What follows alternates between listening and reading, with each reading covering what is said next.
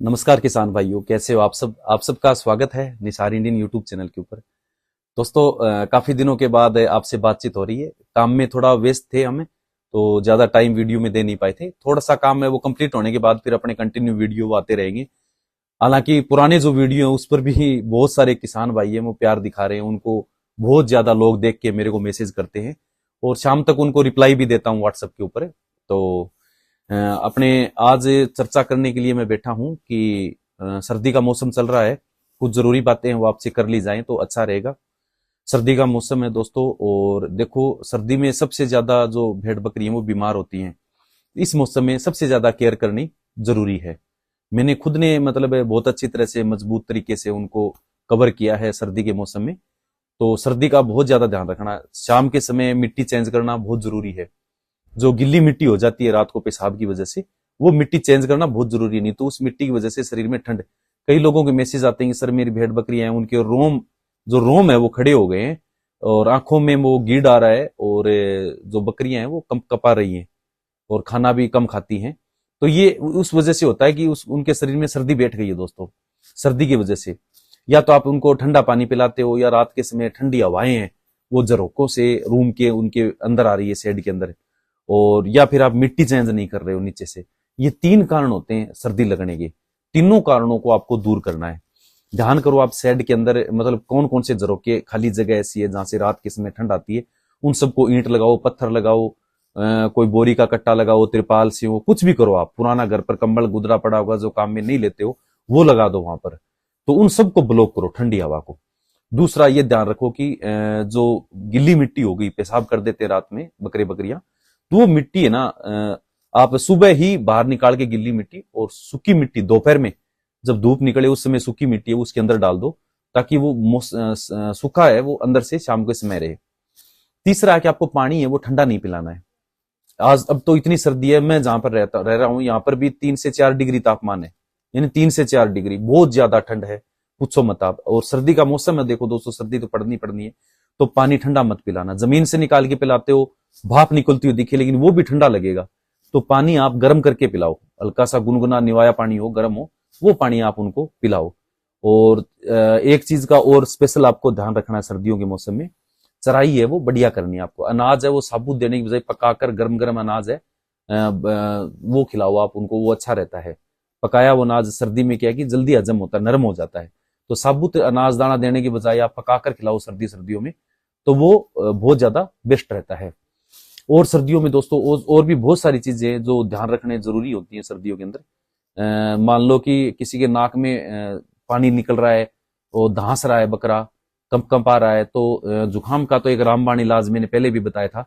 लहसुन होता है ना, अपने घर पर लहसुन होता है, उसका एक गठिया आप राख के अंदर, जो गर्म राख होती है उसके अंदर उसको दबा दो। जब वो थोड़ा सा भून जाए, सीख जाए ना, फिर उसको साबुत है वो खिला दो। 2-3 दिन एक एक गठिया है वो 2-3 दिन खिला दो बकरी को, तो उसका जुकाम, नाक से पानी बहना, दांसना ये खत्म हो जाएगा। यानी जुकाम का सबसे अच्छा घरेलू उपाय यही है।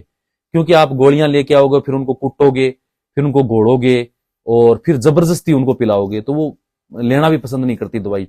बच्चे ही नहीं लेते, हम भी लेना पसंद नहीं करते, तो बकरियां भेड़ कैसे लेंगी। और जो लहसुन है वो चाव करके खुद ही खा जाएंगी, आप उनके आगे डाल दो, एक बार वो चाख लेंगी, खा लेंगी, मुंह में दबा दो, फिर उनको टेस्ट आ जाएगा तो अपने आप खा जाएंगी। तो इससे अच्छा और क्या हो सकता है। 3-4 गठिए लहसुन के आप खिला दो, जुकाम बुखार, जुकाम है, दांस रही है, नाक में पानी पड़ रहा है, तो वो दूर हो जाएगा। प्लस ये 3-4 चीजें मैंने जो बताई है स्पेशल, इन चीजों का बहुत ज्यादा सर्दियों में ध्यान रखना है।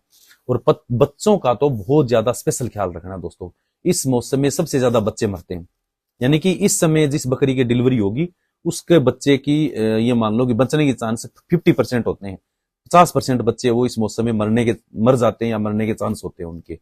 क्योंकि सर्दी बहुत ज्यादा बच्चों को, और जो ब्याई हुई बकरी है उसको तो ये मानो कि बहुत तकड़ी मुसीबत है सर्दी, क्यों वो कमजोर हो जाती है। जैसे बच्चा उसके शरीर के अंदर से निकलता है, पोषण वो बच्चे को देती रहती है, वो बच्चा भी शरीर के अंदर से निकल गया तो अचानक शरीर में कमी आ जाती है। तो जो ज्यादा उम्र की बकरियां होती है ना, वो तो मतलब बच्चा जन्मने के बाद उठ भी नहीं पाती है। यानी एक जगह बैठ गई फिर दोबारा खड़ी नहीं होती है, क्योंकि उनके शरीर में कैल्शियम की कमी आ जाती है। दोस्तों हमेशा ध्यान रखना, जो पशु सही है एकदम, मतलब और कुछ नहीं है, लेकिन बैठ गया वापिस उठ नहीं रहा है, और तो ये ध्यान रखना आपकी, वो ज्यादातर ये ऐसा मामला बच्चा जन्म देने के बाद कुछ दिन के बाद आती है, या फिर उम्र ज्यादा हो तो ये प्रॉब्लम आती है, बकरे बकरियों में, गाय भैंसों में भी आती है। तो वो इसलिए आती है, कैल्शियम की कमी हो जाती है उनके अंदर, यानी कि उठना, अगर उठ नहीं पा रहे हैं तो उनकी हड्डियों में कैल्शियम की शरीर में कमी हो गई। आप कैल्शियम का इंजेक्शन दो या कैसे भी कैल्शियम उनको पिलाओ तो वो तुरंत से क्या है, खड़ी हो जाएंगी। बाकी आप कुछ भी दे दो, आप सब ट्रीटमेंट कर लोगे, लेकिन वो बकरियां, चाहे भेड़ हो, गाय हो, भैंस हो, वो खड़ी नहीं होगी। आप सारी दवाइयां, आप सोचोगे कि इसको बुखार आ गया है, जुकाम हो गया है, कमजोरी से बुखार भी आ जाता है कैल्शियम की कमी से, तो उस वजह से वो खड़ी नहीं हो पाती, लेकिन वो बीमारी का पता नहीं चलता। हम तो बोल के कह देते हैं कि मेरा उरे दर्द है, मेरे यहाँ पर लगी हुई है, मेरा ये दुख रहा है। पशु देखो दोस्तों, पशु की फीलिंग ही महसूस करनी होनी जरूरत होती है। वही असली किसान होता है जो पशुओं की फीलिंग समझ सके।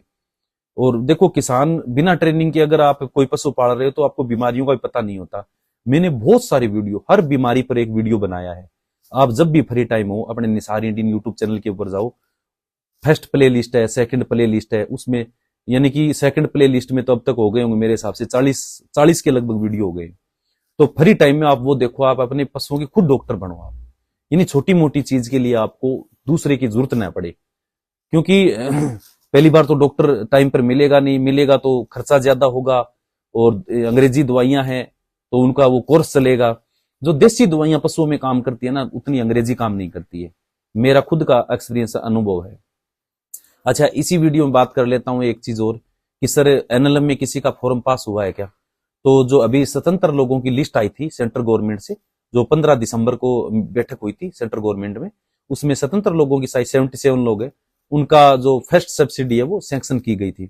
उसमें अपने कम से कम है तो 5 से 7 लोगों को मैं बाय नेम जानता हूं, जो शुरुआत के स्टार्टिंग के जो अपने से संपर्क करके उन्होंने वर्क, जो प्रोजेक्ट रिपोर्ट वगैरह डॉक्यूमेंट बनवा के लगवाए थे, उन्होंने गाइडेंस ली थी, उनमें से लगभग 5-6 लोगों का मतलब सब्सिडी सैंक्शन हो चुकी है, उनकी फर्स्ट सब्सिडी, तो उस लिस्ट में नाम था।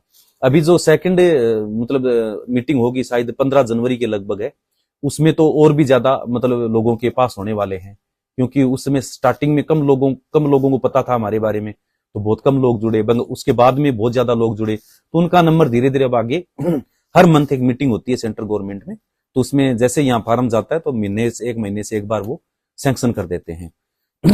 अच्छा, अपने जितने भी डॉक्यूमेंट, जितने भी लोगों के पास हुए हैं सेंट्रल गवर्नमेंट के, उनमें कोई भी मतलब सशर्त स्वीकृति नहीं है, मतलब कोई कमी नहीं है। बाकी बहुत से लोग ऐसे हैं जिनकी स्कीम तो पास हो गई, लेकिन डॉक्यूमेंट की कमी है, बाकायदा कमेंट में लिख रखा है, उनको शर्त के आधार पर पास किया गया कि ये डॉक्यूमेंट पूरे करो तो आपको सब्सिडी जारी करेंगे, नहीं तो नहीं करेंगे।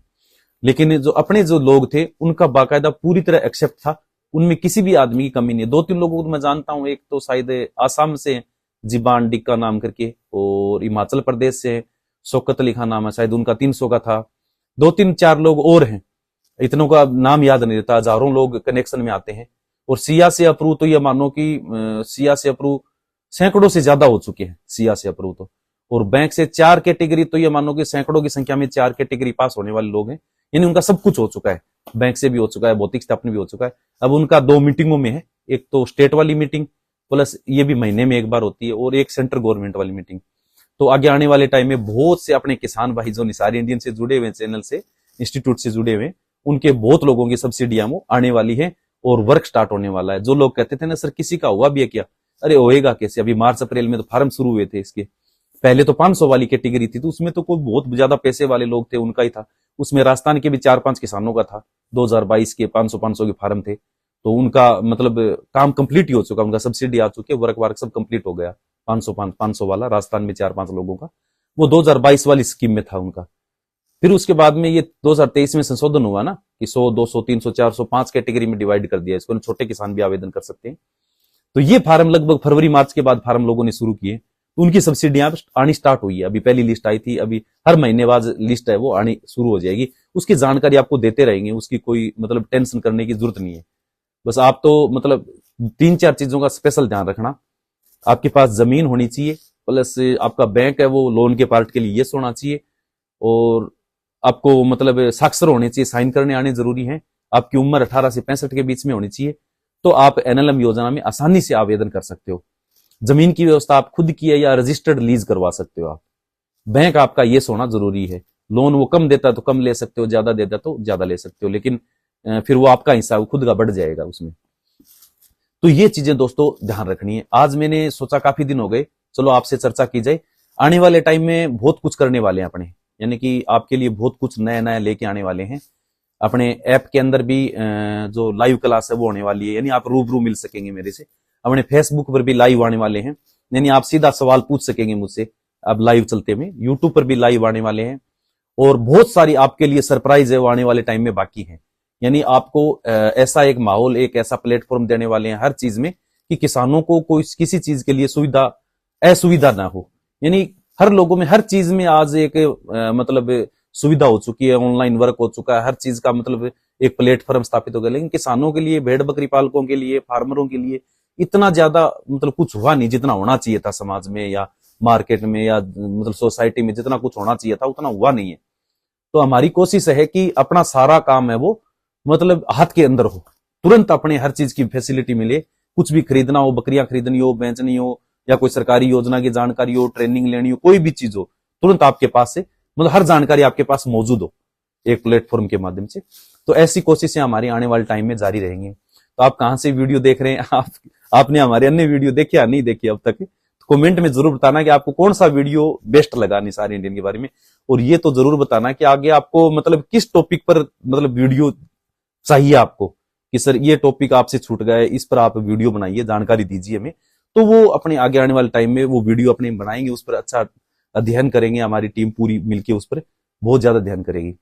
और एक मैं आपसे सबसे विनम्र निवेदन करना चाहता हूं कि दोस्तों फोन पर बात करने की मतलब आप जिद मत किया करें, क्योंकि टाइम नहीं मिल पाता है। डेली लगभग 1000 लोगों के व्हाट्सएप पर मैसेज आ जाते हैं, तो कोशिश करता हूं कि टोटल के रिप्लाई मिले। अब आपको ही पता कि 1000 लोगों से फोन पर बात नहीं की जा सकती, 50 लोगों से बात करेंगे तो 1000 लोग है वो वंचित रह जाएंगे, उनको व्हाट्सएप पर रिप्लाई नहीं आ पाएगा। तो आपको जो कुछ भी पूछना, हाय हेलो मत किया करो। योजना के बारे में पूछना है, ट्रेनिंग के बारे में पूछना है, तो आप जो चीज पूछनी है वो चीज आप व्हाट्सएप पर पूछ लिया करो। अपने नंबर आपको हर वीडियो में मिल जाएंगे, जो व्हाट्सएप नंबर है, ठीक है ना, उस पर आप मैसेज कर सकते हो। तो दोस्तों मिलते हैं अगले वीडियो में, तब तक के लिए जय हिंद, जय भारत, जय किसान।